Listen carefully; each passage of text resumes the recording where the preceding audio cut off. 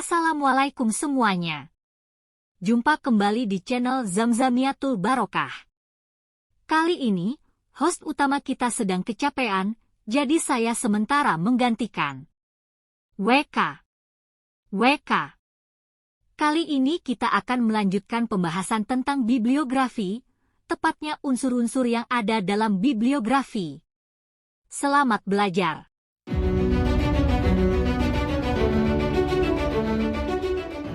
Unsur pokok dalam bibliografi. Dalam fungsinya sebagai utilitas pelayanan referensi, sebagaimana pembahasan terdahulu, secara garis besar, bibliografi berfungsi sebagai alat penelusur literatur yang melayani para penggunanya dalam mencari informasi.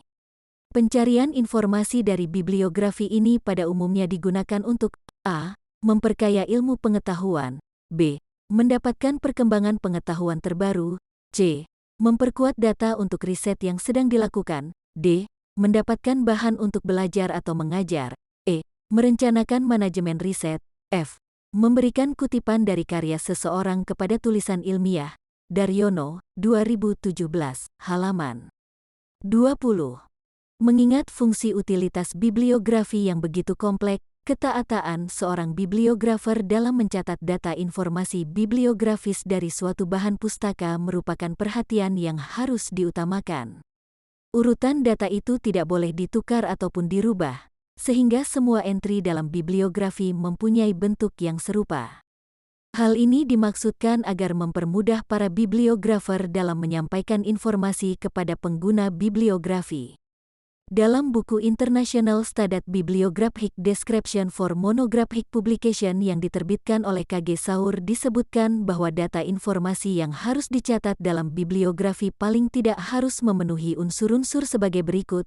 1. Author atau pengarang. 2. Judul. 3. Impressum. 4. Kolasi. 5. Entry. Saur, 1991, halaman 24. Di sini kita akan membahasnya satu persatu. 1. Autor atau pengarang. Autor atau pengarang merupakan penanggung jawab suatu karya tulis.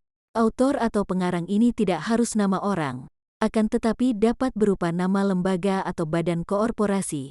Sumber, Yulia, 2007, halaman 36. Melihat perbedaan dalam jenis autor atau pengarang, maka bibliografer perlu memperhatikan kaidah-kaidah dalam penyebutan bentuk dan nama autor atau pengarang.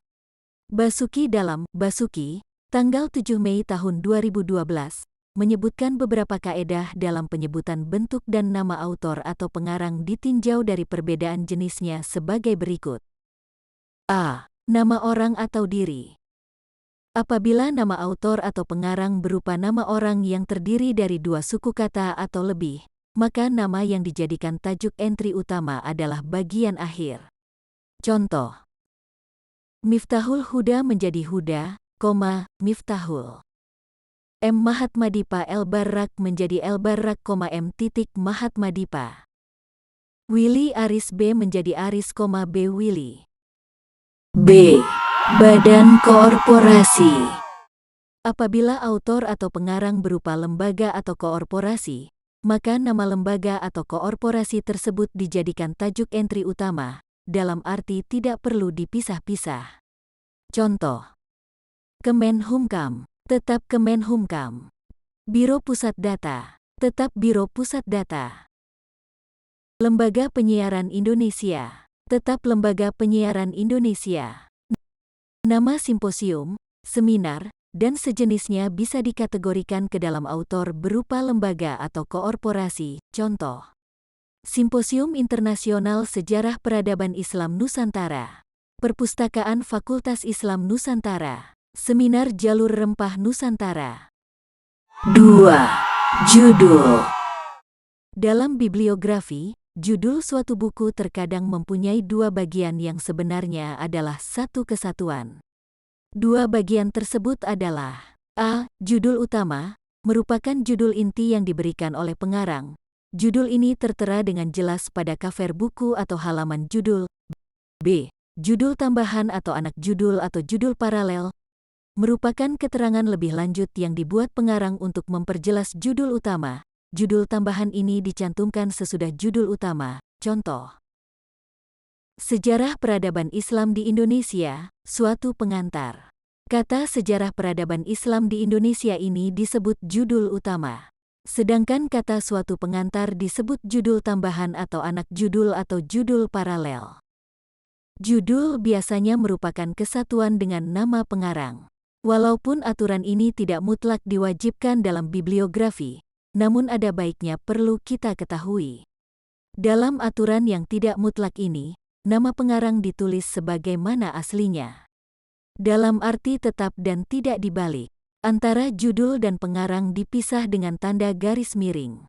Sumber: Daryono, 2017, halaman 22. Contoh: buku dengan judul Pengantar Bibliografi Sejarah Peradaban Islam yang ditulis oleh MM El-Barak.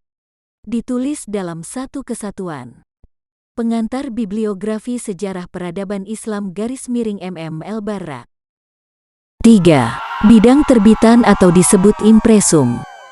Pada pernyataan tentang bidang terbitan atau impresum ini, bibliografer harus mencantumkan data tentang tempat terbit, nama penerbit dan tahun terbit. Perhatikan tanda bacanya.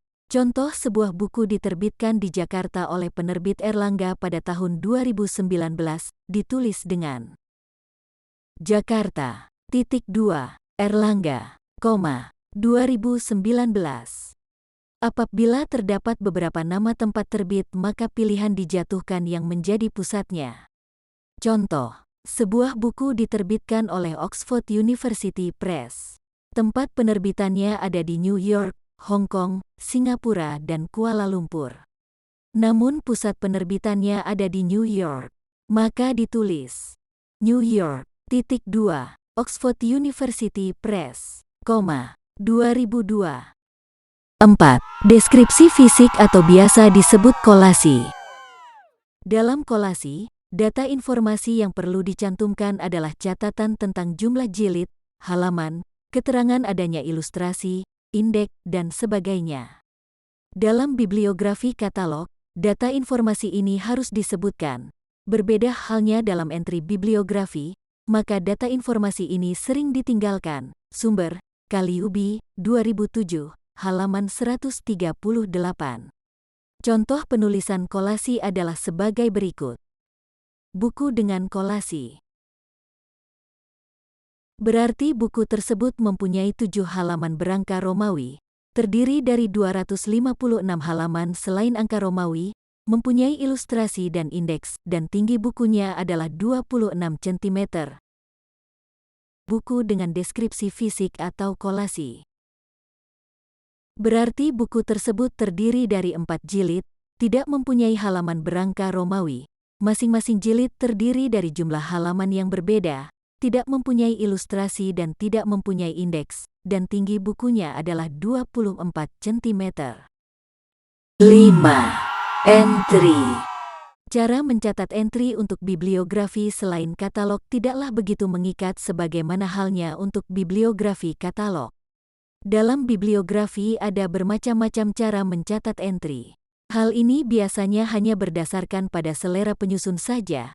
Yang penting dalam pencatatan entry ini, penyusun bibliografi tidak boleh melupakan data informasi yang harus diketengahkan, yaitu nama pengarang, judul, impresum, dan kolasi. Contoh bentuk penyusunan data bibliografi adalah sebagai berikut. Buku dengan judul Sejarah Peradaban Islam karya Badri Yatim yang diterbitkan di Jakarta oleh Balai Pustaka pada tahun 1994 dengan memiliki 11 halaman yang bernomor Romawi dan 142 halaman bernomor selain Romawi ditulis dengan